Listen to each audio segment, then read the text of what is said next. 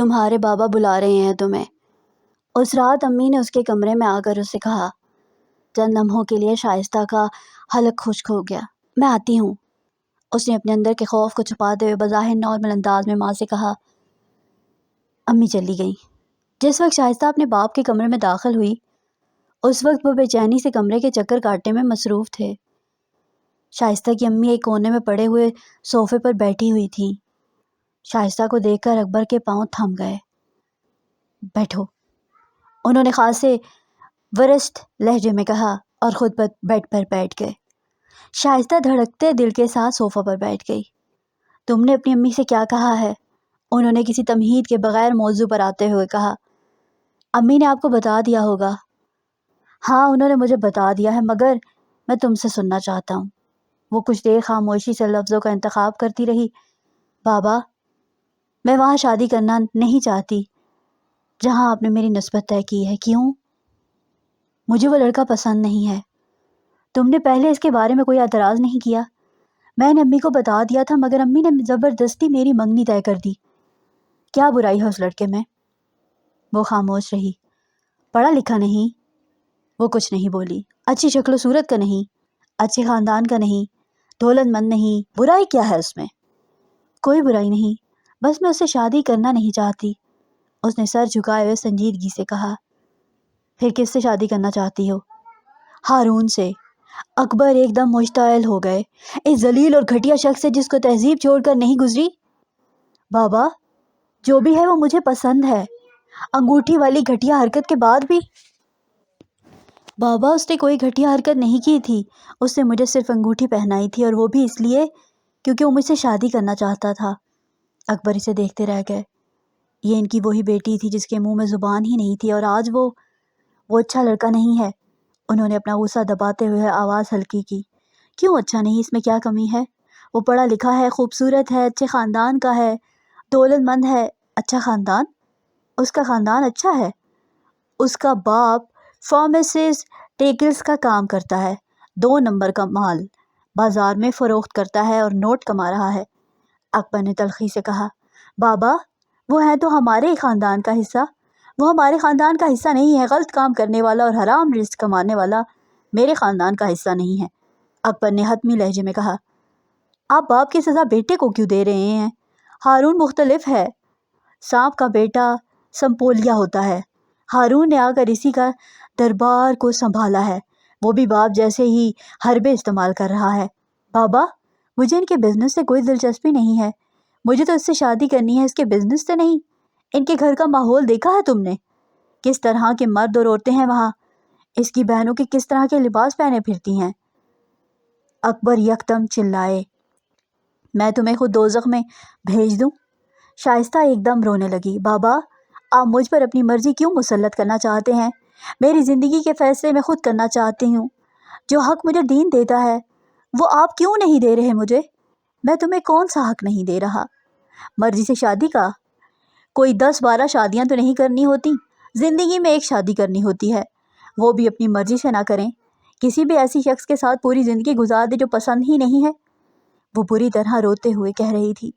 آپ تو بڑے دیندار بنتے ہیں، ہر وقت نمازیں پڑھتے ہیں، دین کی باتیں کرتے رہتے ہیں، جب بیٹی اپنی مرضی سے شادی کا حق مانگ رہی ہے تو آپ وہ دینے پر تیار نہیں ہیں۔ اولاد کی زندگی کا سب سے بڑا فیصلہ آپ اپنی مرضی سے کیوں کر دیتے ہیں؟ اتنی کم عقل تو نہیں ہوتی اولاد۔ میں اگر اسے پسند کر رہی ہوں تو کچھ نہ کچھ تو اچھا ہوگا اس میں۔ آپ یہ کیوں چاہتے ہیں کہ ہر کوئی چیزوں کو آپ کی نظر سے دیکھے؟ میں آپ کے ذہن کو سمجھ نہیں پائی۔ کیا دین صرف باتیں کرنے کے لیے ہوتا ہے، عمل کے لیے نہیں؟ یہ قول و فعل کا تضاد نہیں؟ کیا بات دین کی کرتے ہیں مگر اولاد کو اپنی ذاتی پسند اور ناپسند پر چلانا چاہتے ہیں؟ وہ بنار کے بولتی جا رہی تھی۔ میں کیسے ایسے شخص کی بیوی بن کر رہوں جسے میرے دیکھنے کو بھی دل نہیں چاہتا؟ اس کو دیکھ کر مجھے ہارون یاد آیا کرے گا تو گناہ کسے ہوگا، مجھے یا آپ کو؟ وہ اچھا ہے یا برا، مجھے اس سے محبت ہے، حرام کماتا ہے یا حلال کماتا ہے، مجھے کسی بھی چیز پر اعتراض نہیں ہے، مگر میں آپ کی پسند کے مطابق شادی نہیں کر سکتی۔ اس بے بات ختم کر دی۔ آپ یہ کیوں چاہتے ہیں کہ ہر کوئی دنیا کو آپ کی نظر سے دیکھے؟ میں آپ کے ذہن کو نہیں سمجھ پائی. کیا دین صرف باتیں کرنے کے لیے ہوتا ہے؟ یہ قول و فعل کا تضاد نہیں کہ آپ بات دین کی کرتے ہیں مگر اولاد کو اپنی ذاتی پسند و ناپسند پر چلانا چاہتے ہیں. ایسا کیوں ہے بابا؟ تمہیں منگنی سے پہلے مجھ سے یہ سب کہنا چاہیے تھا، اس طرح جس طرح آج کہا. ان سے پوچھے، میں نے ان سے کہا تھا. انہوں نے میری بات نہیں سنی. اس نے اپنی ماں کی طرف اشارہ کرتے ہوئے کہا، ٹھیک ہے میں تمہاری شادی ہارون سے کر دیتا ہوں، مگر کل کو اگر وہ تمہیں تنگ کرے یا چھوڑ دے تو میرے گھر مت آنا. کبھی بھی اس کی شکایت لے کر میرے گھر مت آنا. شائستہ کے آنسو تھم گئے. ٹھیک ہے. ہارون کو اپنے ماں باپ کو یہاں بھجوائے. شائستہ بے یقینی سے انہیں دیکھتی رہی.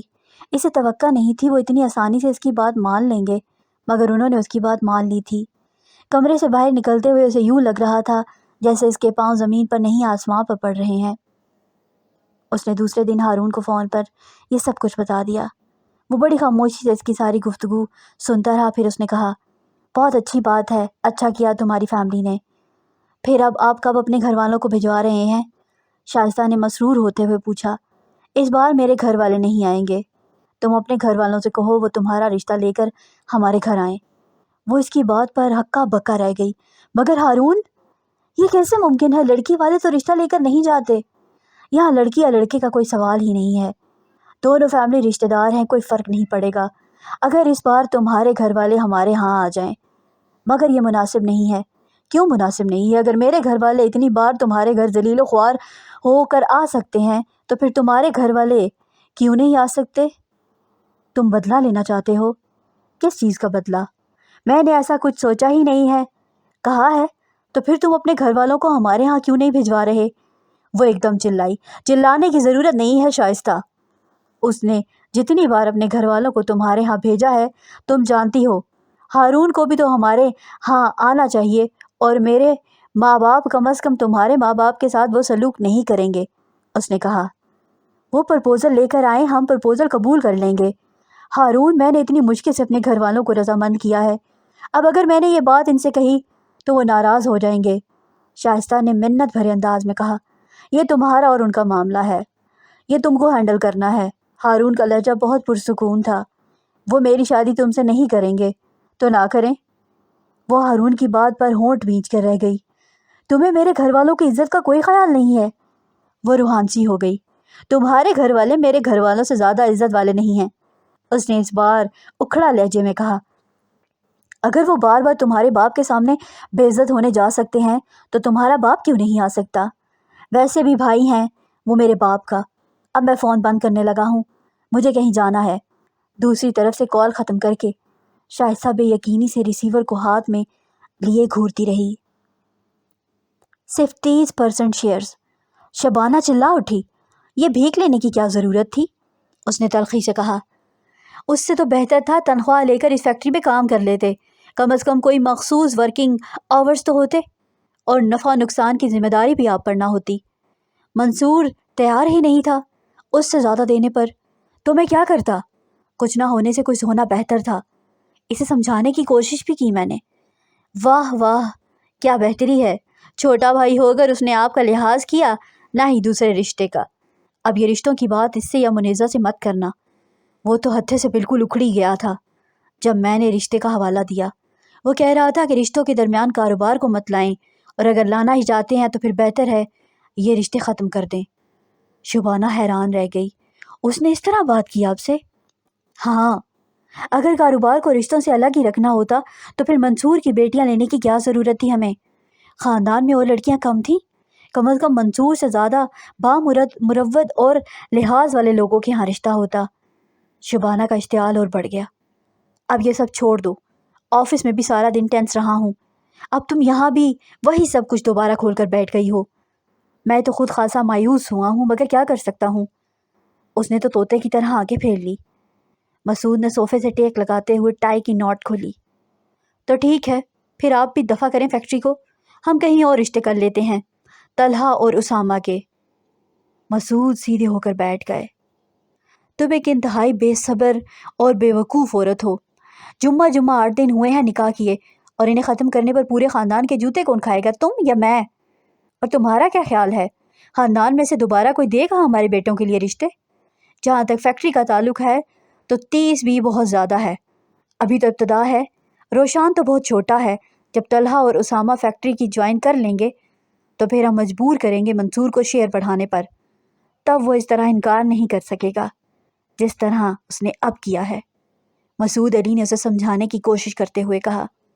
شبانہ کو اطمینان ہوا یا نہ ہوا مگر وہ خاموش ضرور ہو گئی تھی۔ منصور علی کے خلاف اس کے دل میں پڑنے والی یہ پہلی گرہ تھی، اور اس رنجش کو دل میں جگہ دینے والی وہ اکیلی نہیں تھی۔ مسعود علی بھی منصور کے خلاف کچھ ایسے ہی جذبات کا شکار ہو رہا تھا۔ فاطمہ شہیر کو سلانے کے بعد خود سونے کی تیاری کر رہی تھی جب اسے باہر گلی میں عجیب سے شور کی آواز سنائی دی۔ اس نے گھڑی پر نظر ڈالی، رات کے 12 بجنے والے تھے۔ اس وقت عام طور پر گلی میں مکمل خاموشی چھائی جاتی ہے، بہت کم ہی کسی کے گزرنے کی آواز سنائی دیتی، مگر آج رات کو اس وقت بھی گلی میں موجود گھروں کے دروازوں کے کھلنے اور عورتوں اور مردوں کے بلند آواز میں بولنے کی آوازیں سنائی دے رہی تھی۔ پھر کچھ دیر بعد اس نے اپنے مالک مکان اور اس کی بیوی کی آوازیں سنی، وہ بھی دروازہ کھول کر گلی میں نکل گئے تھے۔ فاطمہ کو تجسس ہوا، وہ بھی اٹھ کر اپنے کمرے کا دروازہ کھول کر باہر نکل آئی۔ گلی کے کونے پر موجود کوڑے کے ایک بہت بڑے ڈرم کے گرد لوگوں کا ہجوم تھا۔ لوگ ڈرم کے گرد جیسے گھیرا ڈالے کھڑے تھے، مگر کوئی آگے نہیں بڑھ رہا تھا۔ کچھ عورتیں افسوس کرتی ہوئی واپس آ رہی تھیں، ان میں مالک مکان کی بیوی بھی تھی۔ کیا ہوا؟ فاطمہ نے اس سے پوچھا۔ بس قریب قیامت کی علامت ہے، اور کیا ہے؟ ایک عورت نے مالک مکان کی بیوی کے بولنے سے پہلے ہی کہا۔ وہاں کوڑے کے ڈرم میں کینوس کے ایک تھیلے کے اندر نوزائیدہ بچے کوئی پھینک دیا گیا ہے۔ ایک بچہ تو مر چکا ہے، جبکہ دوسرے بچے کو چوہوں نے کتر دیا ہے، مگر وہ بھی رو رہا ہے، چند سانسیں باقی ہیں اس کی۔ وہ دم بخود سب کچھ سنتی رہی۔ تو اس کو ہاسپٹل لے جائیں، فاطمہ نے بے اختیار کہا۔ پولیس کو فون کیا ہے، پولیس کے آنے سے پہلے کوئی پاس نہیں جانا چاہتا، مگر انہوں نے چوہوں کو ہٹا دیا ہے۔ ویسے بھی ایسے بچوں کو بچا کر کیا کرنا ہوتا ہے جنہیں پیدا کرنے والے پھینک جاتے ہیں، انہیں دنیا کیسے اٹھائے؟ اچھا ہے وہ بھی مر جائے، ذلت اور خواری کی زندگی سے بہتر ہے، ایک عورت نے کچھ افسردہ سے انداز میں کہا۔ فاطمہ وہاں نہیں رکی، وہ تیز قدموں سے کوڑے کے ڈھیر کی طرف بڑھ گئی۔ لوگوں کے ہجوم کو چیرتے ہوئے وہ آگے بڑھی۔ باقی لوگوں کی طرح ڈرم میں صرف جھانکنے کے بجائے اس نے ہاتھ بڑھا کر وہ تھیلا نکال لیا، جس میں ہلکی ہلکی حرکت کے ساتھ کچھ رونے کی نحیف سی آواز آ رہی تھی۔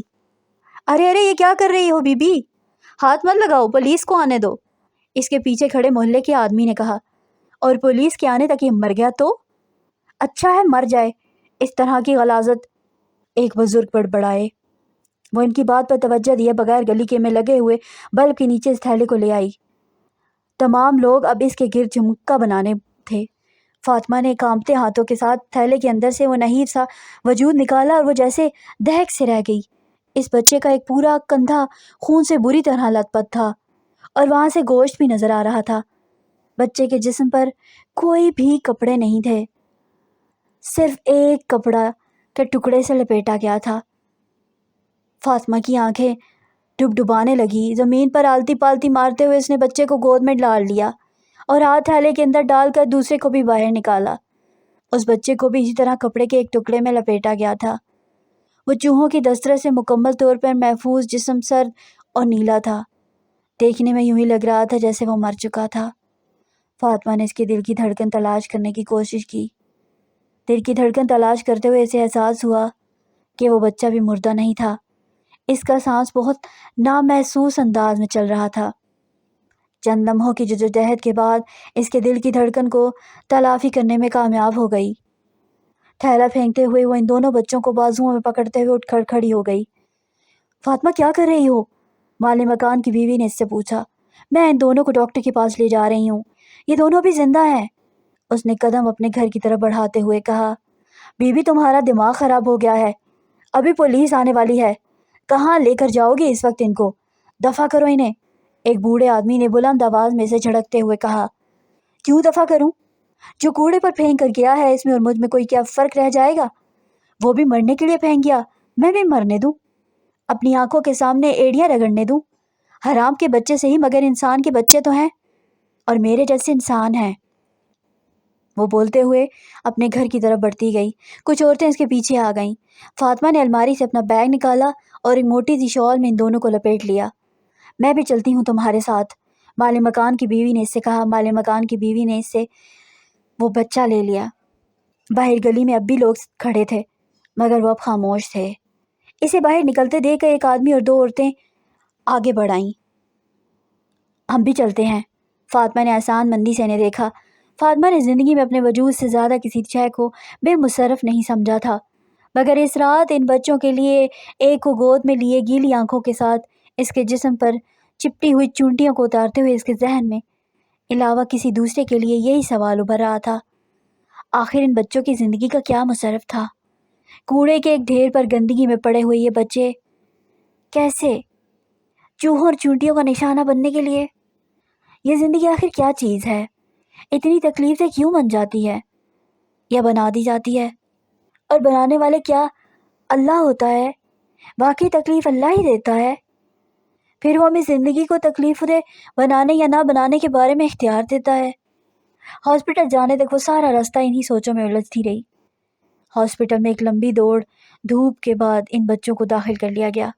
دونوں بچوں کی حالت نازک تھی۔ بچوں میں سے ایک لڑکا اور دوسری لڑکی تھی۔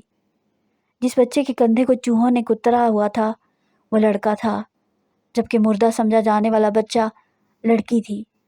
ہاسپٹل کی انتظامیہ ان بچوں کو داخل کرنے سے پہلے فاطمہ اور اس کے ساتھ آنے والے لوگوں سے لمبی گفتگو کی تھی۔ وہ دونوں کون تھے؟ کس کی اولاد تھے؟ کوڑے پر کیوں پھینک دیے گئے تھے؟ ان سوالوں پر اتنا زور نہیں دیا گیا۔ فاطمہ انہیں وہاں کیوں لائی تھی؟ پہلی بار ایمرجنسی یونٹ میں موجود نرس کے بیزاری سے پوچھے جانے سوال پر فاطمہ نے حیرت سے اس کا چہرہ دیکھا تھا۔ کیوں؟ ان کی زندگی بچانے کے لیے۔ نرس کچھ دیر اسے گھورتی رہی، پھر اس کی بیزاری میں کچھ اور اضافہ ہو گیا۔ چلو جی، اب اس طرح کے بچوں کی بھی زندگی بچائی جائے گی، پھر تو ہم بس ہاسپٹل میں یہی کام کریں گے، کوڑے کے ڈھیر ایسے بچوں کو اٹھاتے اور ہاسپٹل کے وارڈن سے بھرتے رہیں گے۔ اس نرس کی آواز میں تمسخر، آنکھوں میں تحقیر اور چہرے پر بیزاری تھی۔ فاطمہ نے اپنے ساتھ آنے والے لوگوں کو دیکھا اور وہاں کھڑے ان کے چہروں پر نظر ڈالتے ہی اسے احساس ہو گیا کہ اس کے ساتھ آنے والا ہر شخص درد دل رکھنے والا ہے، نہ خوف خدا۔ بعض صرف گلی کے کوڑے کے ڈھیر پر شروع ہونے والے اس ڈرامے کا اگلا ایکٹ دیکھنے کے لیے آئے تھے، یا پھر تماشے کا بقیہ حصہ۔ زندگی میں ہمارے ساتھ چلنے والا ہر شخص اس لیے نہیں ہوتا کہ ہم ٹھوکر کھا کر گر گئے اور وہ ہمیں سنبھال لے، تھام لے، گرنے سے پہلے یا بازو کھینچ کر گرنے کے بعد۔ بعض لوگ زندگی کے سفر میں ہمارے ساتھ صرف یہ دیکھنے کے لیے ہوتے ہیں کہ ہم کب اور کہاں کیسے گرتے ہیں۔ لگنے والی ٹھوکر ہمارے گھٹنوں کو زخمی کرتی ہے، یا ہاتھوں کو خاک ہمارے چہرے کو گندا کرتی ہے، یا کپڑوں کو۔ چند ہفتے پہلے ربیہ مراد کے منہ سے سنے جانے والے جملے اس کے کانوں میں گونج رہے تھے۔ اس نے ربیہ مراد کی صورت میں پہلی قسم کے لوگوں کو دیکھ لیا تھا، وہ آج دوسری قسم کے لوگوں سے مل رہی تھی۔ اس نے لوگوں کو چہرے پر نظر دوڑائی، وہاں صرف ایک ہی سوال تحریر تھا، کیوں؟ چند لمحوں کے لیے اسے خوش فہمی ہوئی کہ ان میں سے کوئی نہ کوئی ضرور بولے گا۔ وہ سب خاموش تھے۔ ہم میں سے ہر شخص اپنی زندگی میں ایک جنگ لڑتا ہے، اور وہ جنگ ہر ایک کو خود ہی لڑنی پڑتی ہے، کوئی دوسرا آپ کے لیے نہیں لڑتا۔ آپ کو کسی دوسرے سے یہ توقع ہونی چاہیے۔ اسے ربیہ مراد کے اگلے جملے یاد آنے لگے تھے۔ ٹھوکر لگنے پر گرنے کے بعد صرف ایک کام کرنا چاہیے، دوبارہ کھڑا ہو جانا چاہیے۔ ہر بار گرنے پر یہی کرنا چاہیے، یہاں تک کہ آپ وہاں پہنچ جائیں جہاں پہنچنا چاہتے ہیں۔ اسے اس وقت ربیہ کی باتیں فلسفہ لگی تھیں، مگر اب اس نے نظر ان لوگوں سے ہٹا لی۔ ہاسپٹلز اگر انسانوں کے علاج کے لیے ہوتے ہیں تو یہ انسان ہیں۔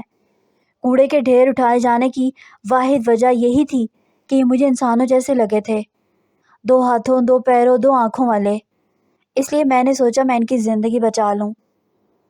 نرس نے اس کی بات پر یوں اسے دیکھا جیسے اسے فاطمہ کا ذہنی توازن صحیح ہونے پر شک ہو۔ اگلے 1 گھنٹے میں اس نے کتنے لوگوں کو اپنے اس عمل کی وضاحتیں دی تھی اسے ٹھیک سے یاد نہیں تھا۔ اسے بس یہ یاد تھا کہ ان دونوں بچوں کو ہاسپٹل میں ایڈمٹ کر لیا گیا تھا۔ زندگی اور موت کی جنگ لڑتے ہوئے ان دونوں بچوں کو دیکھ کر اس کی سمجھ میں نہیں آیا کہ وہ ان کے لیے کیا کرے۔ وہ مر جائیں، یہ کہے وہ بچ جائیں، یہ چاہے ہاسپٹل تک ان دونوں کو لے آنا چاہیے، ایک غیر اختیاری عمل تھا، مگر اب وہاں بیٹھ کر ان دونوں کو دیکھنا یا ان کے لیے کوئی دعا کرنا، کون سی دعا ان کے لیے واقعی دعا ثابت ہوگی، زندگی کی یا پھر موت کی؟ وہ کشمکش میں گرفتار تھی۔ اللہ ان کے لیے وہ فیصلہ کر دے جو ان کے لیے بہتر ہے۔ وہ کشمکش سے نکل آئی۔ ان دونوں بچوں کو افیم کی خاصی بڑی مقدار پلائی گئی۔ اب پتہ نہیں افیم انہیں مارنے کے لیے دی گئی یا صرف بے ہوش کر دینے کے لیے، تاکہ ان کی موجودگی اور پھینکے جانے کے بارے میں کسی کو پتہ نہ چلے۔ اب یہ تو ان دو چوہے کترنے کی وجہ سے یہ بچہ رونے لگا، ورنہ اتنی مقدار نیند کے عالم میں ہی اس کی موت کا باعث بن جاتی۔ دونوں کو سروس کے طور پڑے رہنے کی وجہ سے نمونیا ہو گیا۔ میں کوشش کر رہا ہوں کہ وہ دونوں بچ جائیں، مگر اس کا امکان نہیں ہے۔ خون بھی کافی بہہ گیا ہے اور زخم خاصا گہرا ہے۔ ڈاکٹر نے کئی گھنٹوں کے بعد اس دونوں بچوں کے بارے میں تفصیلی رپورٹ دی تھی۔ فاطمہ چپ چاپ سنتی جواباً کیا کہہ سکتی تھی؟ اس کے ساتھ آئے ہوئے لوگوں میں سے کچھ واپس جا چکے تھے، باقی وہیں تھے۔ وہ ہاسپٹل کے وارڈ میں پڑے ایک بنچ پر بیٹھی اپنے ساتھ موجود عورتوں کی بغیر کسی وقفے کے ہونے والی گفتگو سنتی رہی۔ امکانات اور خدشات، کیا فرائی کیا سارائی، شک اور شبہ کی گفتگو میں ان سب کے علاوہ اور کچھ بھی نہیں تھا۔ ڈرامے کا ایک ایکٹ ابھی باقی رہ گیا تھا۔ سب کو اس کے شروع ہونے کا انتظار تھا۔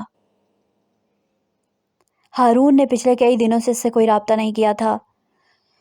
وہ نہ اس سے ہونے والی آخری گفتگو کے بعد کالج، نہ تحریری طور پر اس نے شائستہ کو کوئی پیغام بھیجا تھا۔ اس کی طرف سے اس طرح چھا جانے والی خاموشی ان کے لیے پریشان کش تھی۔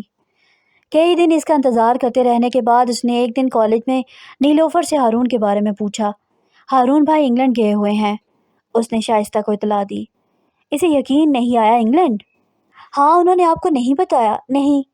شائستہ کو اس کی اطلاع پر شوق لگا۔ اچھا، حیرت ہے، نیلوفر نے کندھے اچکاتے ہوئے کہا۔ شائستہ کی پریشانی ایک دم اضافہ ہو گیا۔ وہ واپس کب آئے گا؟ اس کے بارے میں کچھ نہیں جانتی۔ نیلوفر نے اپنی لا علمی کا اظہار کیا۔ مگر آپ اتنی پریشان کیوں ہیں؟ وہ جلدی واپس آ جائیں گے، فیکٹری کے کچھ کام کے سلسلے میں باہر گئے ہیں۔ نیلوفر نے جیسے اسے تسلی دینے کی کوشش کی۔ شائستہ کی پریشانی میں کمی نہیں آئی۔ تو مجھے یہ معلوم کر کے بتا دو کہ وہ کب تک واپس آئیں گے، شائستہ نے اس سے کہا۔ اچھا ٹھیک ہے، میں پاپا سے بات کرتی ہوں، کل آپ کو اس کے بارے میں بتا دوں گی، نیلوفر نے اس سے کہا۔ دوسرے دن وہ دوبارہ نیلوفر سے ملی۔ پاپا کہہ رہے ہیں انہیں خود بھی صحیح پتہ نہیں کہ وہ کتنے دن تک انگلینڈ میں رہیں گے۔ ویسے وہ کہہ رہے ہیں ابھی ان کا قیام خاصا لمبا ہوگا، نیلو نے اسے اطلاع دی۔ شائستہ کو اپنے پیروں کے نیچے سے زمین سرکتی ہوئی محسوس ہوئی۔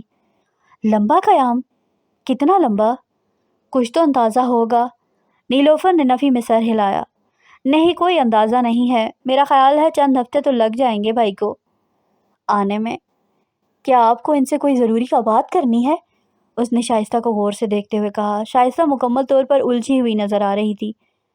ہاں کرنی تھی، وہ زیر لب بڑبڑائی۔ نیلوفر اس کی بات سن نہیں سکی۔ اگلے دن اس کی نیند مکمل طور پر غائب رہی۔ نہ صرف نیند بلکہ بھوک پیاس بھی، اور اس کے چہرے پر اس کی ابتر ذہنی کیفیت کے اثرات بہت جلد چھلکنے لگے تھے۔ گھر میں اس کے اس مطالبے اور اس کے مانے جانے کے بعد پہلے ہی سب اس کے تعلقات کشیدہ تھے۔ وہ سب سے بالکل کٹ کر رہ گئی تھی۔ صرف امی نہیں، جنہوں نے 2-3 مرتبہ اسے ہارون کے گھر والوں کو بلانے کے لیے کہا تھا، وہ ہر بار ٹال مٹول کرتی رہی۔ پھر اس نے امی کو بتا دیا کہ ہارون ابھی انگلینڈ میں ہے، وہ اس لیے اس کے گھر والے نہیں آ سکتے۔ کیوں نہیں آ سکتے؟ انہیں یہاں آ کر تمہارے بارے میں بات تو کرنی چاہیے، امی نے اعتراض کیا۔ اب میں اس سلسلے میں کیا کر سکتی ہوں؟ وہ یہاں ہوتا تو اس سے کہہ سکتی تھی، وہ نہیں ہے تو میں کیا کروں؟ آپ کو زیادہ جلدی ہے تو آپ خود تایا ابو سے بات کر لیں، وہ چڑ کر بولی۔ میں بات کروں؟ میں کیوں بات کروں؟ انہیں ہم سے رشتہ جوڑنے میں دلچسپی ہے، ہمیں ان کے ساتھ رشتہ جوڑنے میں کوئی دلچسپی نہیں ہے۔ پہلے تو 4 دن سانس نہیں لینے تھے اور منہ اٹھا کر آ جاتے تھے، اب کہاں سو گئے ہیں؟ امی کو اور بھی غصہ آیا۔ شائستہ کی طے کردہ نسبت چند دن پہلے ہی ختم کر دی گئی تھی، اور وہ جانتی تھی کہ کچھ دن اور گزرنے پر پورے خاندان کو اس کا پتہ چل جائے گا، اور وہ اس کے ساتھ ہی چیمیگیوں کا سلسلہ شروع ہو جائے گا۔ وہ اس وقت آنے سے پہلے ہی شائستہ کو ہارون کے ساتھ رخصت کر دینا چاہتی تھی، اور ایسا چاہنے میں وہ اکیلی نہیں تھی۔ شائستہ کے والد بھی اب ایسا ہی چاہتے تھے، مگر اب ہارون کے گھر والوں کی طرف سے مکمل خاموشی تھی، اور یہ خاموشی انہیں مشتعل کر رہی تھی۔ امی، مجھ سے فی الحال اس بارے میں بات نہ کریں، مجھے اپنا کام کرنے دیں۔ اس نے بات کا سلسلہ ختم کرنے کے لیے اپنے سامنے کھلی ہوئی کتاب کو اٹھا لیا۔ پہلے تو تم نے آسمان سر پر اٹھایا ہوا تھا، اب کیا ہوا ہے؟ کچھ نہیں ہوا، میں آپ سے کہہ تو رہی ہوں کہ ہارون پاکستان میں نہیں ہے۔ آپ کو یقین نہیں آتا تو خود معلوم کر لیں، وہ واپس آ جائے گا تو سب کچھ ٹھیک ہو جائے گا، لیکن اس کے آنے تک میں کیا کر سکتی ہوں؟ وہ بری طرح چڑ رہی تھی۔ اس نے جانے سے پہلے اپنے ماں باپ سے بات کیوں نہیں کی؟ تم سے شادی کر کے باہر کیوں نہیں گیا؟ جب وہ آئے گا تو آپ خود اس سے یہ سب کچھ پوچھ لیجئے گا، مجھ سے ابھی اس بارے میں بات مت کریں۔ تمہاری وجہ سے ہم جس مصیبت میں گرفتار ہیں اس کا اندازہ ہے تمہیں؟ ہم تم سے بات نہ کریں تو اور کس سے بات کریں؟ منگنی تمہاری ضد پر توڑ دی گئی، ابھی کسی کو اس کے بارے میں پتہ نہیں ہے، مگر کب تک چھپی رہے گی یہ بات؟ اور 2-4 دن کے بعد رشتہ داروں کی قطاریں لگ جائیں گی یہاں، پھر کس کس کو وضاحتیں پیش کریں گے ہم؟ کس کس کو تمہاری ضد کے بارے میں بتاتے رہیں گے؟ تمہارے ابو چاہتے ہیں اس سے پہلے ہی سادگی سے تمہاری شادی ہارون سے کر دیں، مگر اب وہ گدھے کے سر سے سینگ کی طرح غائب ہے، اور تم سم بم بنی بیٹھی ہو۔ اپنے آپ کو ہماری جگہ رکھ کر سوچو، پھر تمہیں اندازہ ہوگا ہماری تکلیف کا۔ اور چپ چاپ امی کی باتیں سنتی رہی۔ اس کے پاس ان کی کسی بات کا کوئی جواب نہیں تھا۔ امی کے پاس پریشانی کے لیے اپنی وجوہات تھیں تو اس کے پاس اپنی۔ امی بہت دیر بولتے رہنے کے بعد خاموش ہو کر کمرے سے نکل گئیں، اور جاتے اس نے غصے کے عالم میں ہاتھ میں پکڑی ہوئی کتاب دور اچھال دی۔ پھر وہ بےتابی اور بے چینی کے عالم میں کمرے کے چکر کاٹنے لگی۔ ہارون، ہارون، آخر اس نے باہر جانے سے پہلے مجھ سے بات کرنا ضروری کیوں نہیں سمجھا؟ اس کے ذہن میں کیا تھا آخر؟ نیلوفر، کیا تم ہارون تک میرا یہ پیغام پہنچا سکتی ہو کہ وہ مجھ سے جلد از جلد فون پر بات کرے یا کسی بھی طرح رابطہ کرے؟ اگلے دن اس نے کالج جاتے ہی نیلوفر سے کہا، ہارون بھائی کو پیغام؟ وہ حیران ہوئی۔ وہ گھر تو فون کرتا ہی ہوگا۔ ہاں کرتے ہیں، تم بات کرتی ہو اس سے؟ ہاں کبھی کبھار کرتی ہوں۔ تو بس پھر ٹھیک ہے، اس سے کہو کہ وہ مجھے فون کرے۔ ٹھیک ہے، میں آپ کا پیغام ان تک پہنچا دوں گی۔ نیلوفر نے اسے یقین دہانی کروائی۔ اگلے چند دن وہ نیلوفر کے جواب کا انتظار کرتی رہی۔ پھر ایک دن نیلوفر نے اسے بتایا کہ اس نے ہارون کو فون پر پیغام پہنچا دیا تھا۔ وہ اس کے بعد اگلے کئی دن کالج جانے کے بجائے گھر پر ہی رہی، صرف اس کے فون کے انتظار میں۔ فون نہیں آیا۔ شائستہ کی مایوسی اور بے چینی اب غصے میں بدلنے لگی۔ اس نے 1 ہفتے کے بعد دوبارہ کالج جا کر نیلوفر سے بات کی۔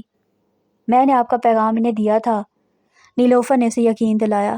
پھر اس نے مجھے ابھی تک فون کیوں نہیں کیا؟ ہو سکتا ہے وہ مصروف ہوں یا بھول گئے ہوں۔ اس ہفتے کے دوران تم لوگوں کو فون کیا ہے اس نے؟ ہاں، وہ نیلوفر کے جواب پر کڑ کر رہ گئی۔ تم لوگوں کو فون کرنا اسے نہیں بھولا، لیکن مجھے فون کرنا وہ بھول گیا ہے، اس نے دل میں سوچا۔ میں فون آنے پر ایک بار پھر آپ کے پیغام نے دے دوں گی، بلکہ امی سے کہوں گی کہ وہ بھی انہیں تاکید کریں۔ اسے ایک بار پھر تسلی دینے کی کوشش کی اس نے۔ شائستہ نے اس کی بات کے جواب میں کچھ نہیں کہا۔ اسے ہارون پر بہت زیادہ غصہ آ رہا تھا۔ کیا اس کو میری پرواہ نہیں ہے؟ میں اس کے لیے خوار اور بے عزت ہوتی پھر رہی ہوں، اور یہ شخص؟ اس کا اشتعال بڑھتا جا رہا تھا۔ اب کیا ہوگا؟ یہ سوال نہیں تھا۔ سائقہ کے لیے ایک ایسی کھائی تھی جس میں اس کو ضرور گرنا تھا۔ گھر میں چپ خاموشی اگر کسی آنے والی طوفان کی خبر دے رہی تھی تو اس خاموشی کو کبھی کبھار توڑنے والی اس کی ماں کی سسکیاں اس کے اعصاب اور ہمت دونوں کو ختم کر رہی تھیں۔ چوتھی بیٹی؟ اگر 2 بیٹیاں مر نہ چکی ہوتی تو وہ چھٹی بیٹی ہوتی، اور 6 بیٹیاں پیدا کرنے والی عورت یا بانجھ، معاشرہ دونوں سے ایک ہی سلوک کرتا ہے۔ دونوں نسل چلانے کے قابل نہیں ہوتی ہیں۔ انسان کو زمین پر اپنی نشانیاں چھوڑ کر جانے کا خبط ہوتا ہے، چاہے وہ بلند و بالا عمارتوں کی شکل میں ہو یا پھر نسل کی صورت میں ہو۔ وہ کبھی گمنام رہنا نہیں چاہتا، اسے گمنامی سے خوف آتا ہے۔ 6 ارب انسانوں پر مشتمل زمین کے اس کنکرے پر اس کے لیے صرف اس کا اپنا ہونا کافی نہیں ہوتا۔ وہ تدبیر کو تعویذ کی صورت اپنے گلے میں لٹکائے پھرتا ہے۔ سائقہ جانتی تھی اس کے ساتھ بھی یہی ہونے والا ہوتا تھا۔ وہ کسی بادشاہ کی ملکہ ہوتی تب بھی 6 بیٹیوں کے بعد اس کے ساتھ یہی ہوتا۔ وہ ظفر کی بیوی تھی، ملکہ نہیں تھی، پھر بھی اس کے ساتھ یہی ہونے والا تھا۔ ملکہ سے تخت و تاج چھینا جاتا، سائقہ سے گھر کا راز چھینا جانے والا تھا۔ زندگی میں اہم چیزیں گنوانے یا چھن جانے کے بعد انسان کے اندر بہت ساری تبدیلیاں آتی ہیں۔ بعض دفعہ تو پورا ضابطہ اخلاق ہی تبدیل ہو جاتا ہے، زیر زبر اور زبر پیش لگنے لگتا ہے۔